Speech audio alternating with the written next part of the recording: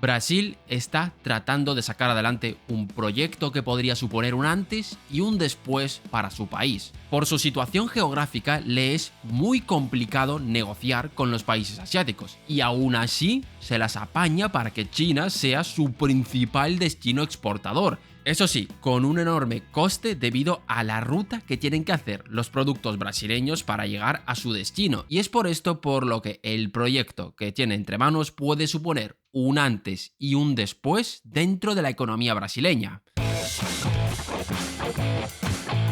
La idea es crear un enorme ferrocarril que conecte Brasil con el puerto de Chancay en Perú, la última gran apuesta del gigante asiático.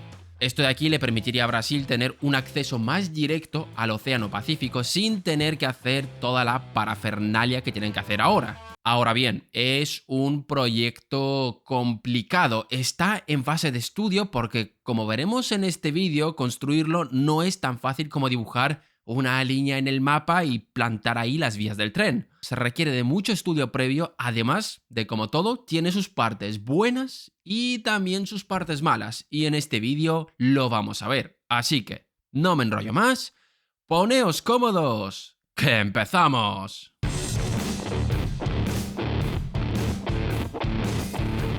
La iniciativa busca conectar a Brasil con el Océano Pacífico. El puerto de Santos sería el punto de salida del ferrocarril, el cual atravesaría Bolivia para finalmente acabar en el puerto de Chancay. Dependiendo de la ruta escogida, estaríamos hablando de una longitud de entre 3.700 y 3.800 kilómetros. Ahora bien, ¿por qué es tan importante el proyecto para Brasil? Por un lado, es evidente que le interesa tener esa conexión directa con el Océano Pacífico. China es uno de los destinos principales de las exportaciones brasileñas, por no decir el principal, y este proyecto les ayudaría a ampliar esas relaciones.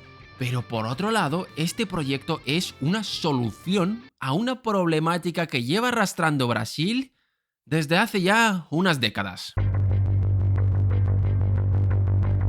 Todos sabemos que Brasil es una potencia agrícola a nivel mundial, y aunque puede parecer una desventaja, no lo es. O no lo es tanto. En un mundo donde la seguridad alimentaria y el acceso a minerales estratégicos son prioridades, poseer abundancia de tierras cultivables y recursos minerales es un activo muy valioso. Pero Brasil presenta un problema gigantesco, y es que su estructura logística, a ver cómo lo digo sin herir demasiado, da pena. El problema para Brasil no solo es la volatilidad de los precios internacionales de los distintos recursos naturales, sino que la ruta que tienen que seguir sus productos es demasiado larga. No solo estamos hablando de los miles de kilómetros que tiene que recorrer cada producto brasileño, entran en juego los días de carretera, la espera de la carga, procesos aduaneros.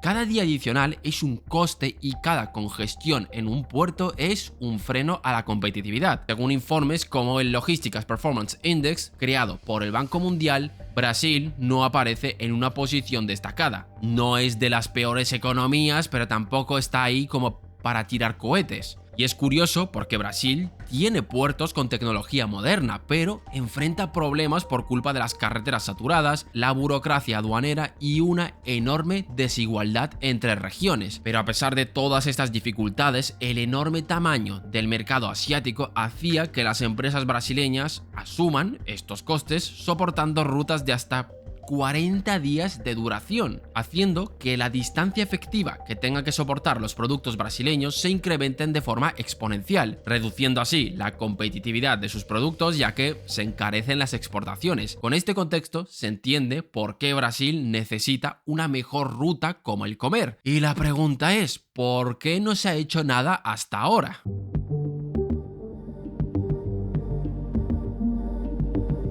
Una de las grandes razones por las cuales no se ha planteado un proyecto de este estilo es que no existía ningún puerto que conectara de forma eficiente el mercado sudamericano y el asiático. Pero desde la aparición del puerto de Chancay, el cuento ha cambiado. El megapuerto tiene la capacidad de llegar a recibir portacontenedores de hasta 18.000 TEUs y una capacidad proyectada de cerca de 1 millón de TEUs anuales. Esta enorme capacidad convierte a la terminal en un potencial hub regional regional que pueda soportar cargas a gran escala desde Sudamérica para llevarlas hacia Asia. Ahora bien, ¿qué necesita Brasil para poder aprovecharse del puerto? Si uno va al mapa, la pregunta tiene una respuesta evidente: transporte terrestre. Y aquí es donde tenemos el gran problema. Conectar Brasil con el puerto de Chancay supone la creación de una red de carreteras y vías de tren que optimicen el tiempo. ¿Qué es lo que le interesa a Brasil? Reducir el tiempo de transporte, por tanto, por lógica, tiene que crear la ruta más rápida posible para mejorar los tiempos. Problema: la geografía del país. En primer lugar, tenemos la enorme cantidad de comunidades indígenas que se verían afectadas. Hubo ya varias manifestaciones que frenaron tramos claves del proyecto. En ese caso, la solución parece ser tan simple como crear una ruta alternativa que no afecte a esas comunidades. El problema es que volvemos a lo mismo. La gracia del proyecto es que se ahorre el máximo de días posibles. Si se empiezan a crear desvíos, se alarga el tiempo de transporte y volvemos al mismo problema. Podríamos plantearnos la opción de pasarnos por nuestras partes nobles, lo que quieran los pueblos indígenas, y plantar ahí las vías del tren. El problema es que Brasil se preocupa bastante por su imagen internacional, así que intentará evitar este tipo de conflictos a toda costa. Pero este no es el único problema con este con este ferrocarril. Brasil también supone un reto a nivel geográfico, y no solo por tener una selva protegida y que es patrimonio de la humanidad, que también, sino por los climas y la calidad del terreno. Una de las opciones era hacer la ruta atravesando el corazón de la Amazonia, pero surgen muchos problemas. Es el trayecto más corto y directo, pero tenemos suelos inundables, una selva muy densa, no hay apenas infraestructura previa y lo que ya hemos comentado, los pueblos indígenas. La segunda opción es más prometedora, un corredor meridional que discurriera por áreas que ya estuvieran intervenidas, es decir, que ya se haya construido algo en esas regiones. Pasaría por estados como Tocantins, Goiás y Mato Grosso do Sul. Es un trayecto más largo, sí, pero tiene una infraestructura ferroviaria y carreteras ya construidas. Y no solo eso, están cerca de áreas de alta producción agrícola y minera, haciendo que el proceso sea extraer, cargar y llevar. Aún así, el tema de los ríos, clima y montañas sigue siendo un reto, pero no tanto como en la primera opción. Dicho esto, parece que la estrategia es muy clara. Se crea la segunda ruta y aprovechamos que está cerca de los puntos de extracción de recursos. Sí, pero hay otro problema. Un problema que lleva a Brasil décadas sin resolver.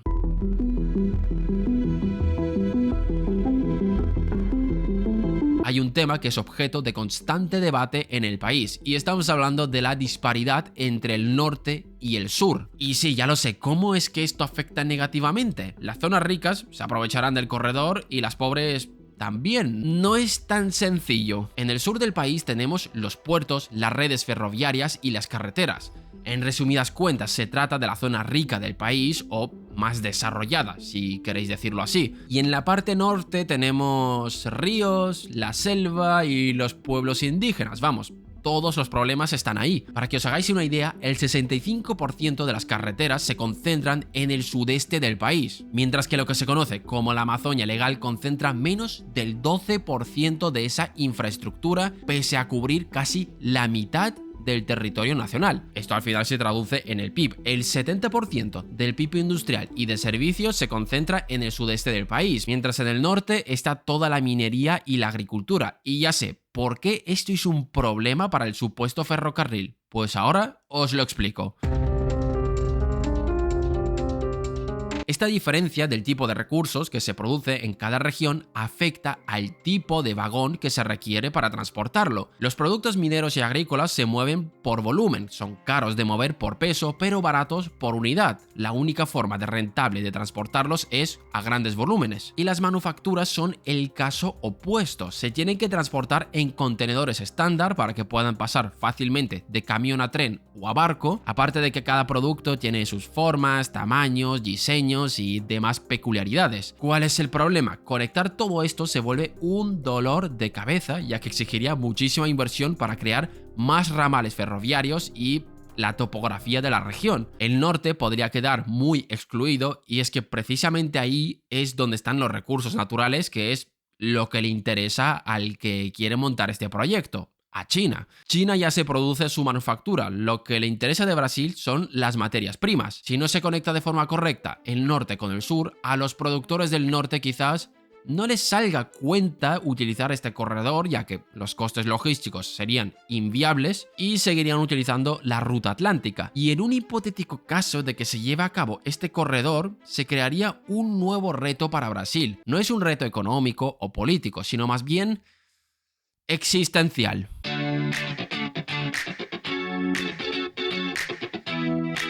La creación de este corredor podría influir en el perfil de crecimiento de Brasil.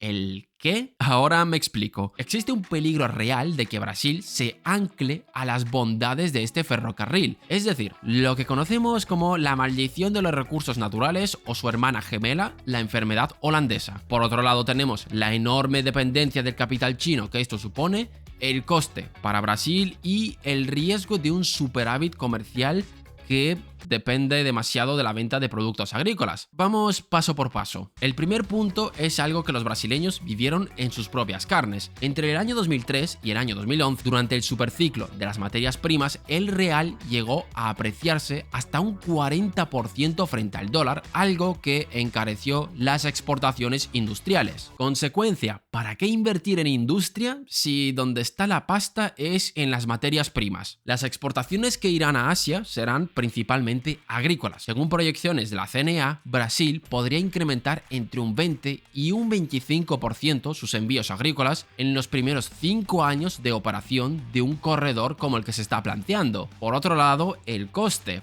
Parte lo va a financiar China. Sí, pero no todo. Brasil tendrá que poner de su parte y la duda es cómo se van a repartir esos supuestos 15.000 millones de dólares que podría costar el proyecto. Como ya sabréis los suscriptores de este canal, Brasil no está ahora como para cargar con mucha deuda, ni su sector público ni su sector privado. Y por último, el efecto más curioso de todos, depender demasiado de productos agrícolas conlleva riesgos. ¿Por qué? Por la volatilidad de los precios. Si este corredor se concentra en productos agrícolas, expondrá a Brasil a la volatilidad de los precios internacionales. Por ejemplo, entre 2012 y 2014, la caída del precio de la soja redujo en más de 10.000 millones de dólares los ingresos por exportaciones.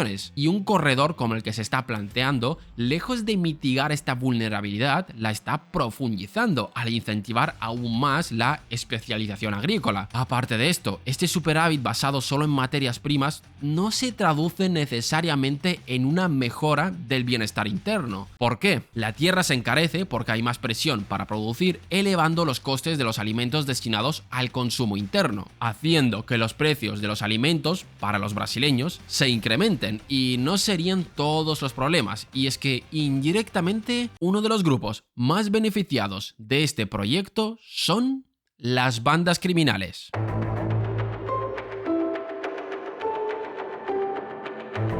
Crear un corredor de este estilo y las infraestructuras que lo acompañarán pueden ser una bendición para las actividades ilegales. ¿Por qué? Básicamente porque les estás haciendo el trabajo. Estás creando infraestructura que abriría corredores secundarios que facilitarían la llegada hacia áreas hasta ahora aisladas. Por ejemplo, para aquellos que se dedican a la tala ilegal de árboles. La minería ilegal también se vería beneficiada por esto de aquí. Un corredor interoceánico puede convertirse en una vía de salida para oro de origen ilegal, exponiendo a Brasil y Perú a sanciones comerciales en mercados que exigen trazabilidad, como por ejemplo la Unión Europea. Según estimaciones de la RAIS, más de una cuarta parte del oro exportado desde la Amazonia brasileña presenta riesgo de procedencia ilícita. El control territorial que ejercen las organizaciones criminales añaden una capa más de inseguridad. En Brasil, facciones como Comando Vermelho y el Primeiro Comando de Capital controlan las rutas de narcotráfico y actividades ilegales en la Amazonia. La construcción de una vía interoceánica con alta capacidad de transporte y conectividad directa hacia puertos de salida puede atraer intentos de captura o infiltración por parte de estas redes, ya sea a través de sobornos a funcionarios locales o mediante la coacción directa a los trabajadores. Es más, como ya comentamos en un vídeo, está pasando algo parecido en el puerto de Chancay, algo que puede reducir la eficacia del proyecto.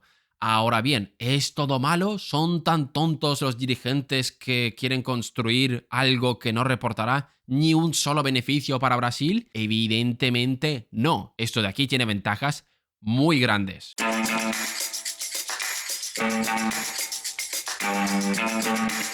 El beneficio más evidente que tiene esto para Brasil es la reducción del tiempo de transporte y por ende de los costes logísticos. Esta reducción de costes puede hacer incrementar las exportaciones de Brasil. Algunos estudios sugieren que una reducción del tiempo de tránsito de alrededor de un 20 o un 30% podría elevar las exportaciones entre un 5 y un 15%. Pero no solo hablamos del incremento de los ingresos, sino también de los destinos. En 2024, Brasil dirigió cerca del 28% de sus exportaciones hacia China. Si mejora su logística, podría abrirse a los mercados de ASEAN, mercados en plena expansión que podrían captar las exportaciones brasileñas. Aparte de esto, podría desbancar otros mercados como por ejemplo el mexicano. Muchos productos van desde México hacia Asia por su menor coste. Si se construye este ferrocarril, le da acceso a productos brasileños a estos mercados, quedándose con esa parte del mercado. Es decir, podría capturar parte de ese mercado de manufacturas internas exportadas hacia Asia, es decir, cosas que hoy exporta México por sus ventajas logísticas, no porque puedan producirlo más barato. En el vídeo parece que nos hemos enfocado solo en lo negativo y que este proyecto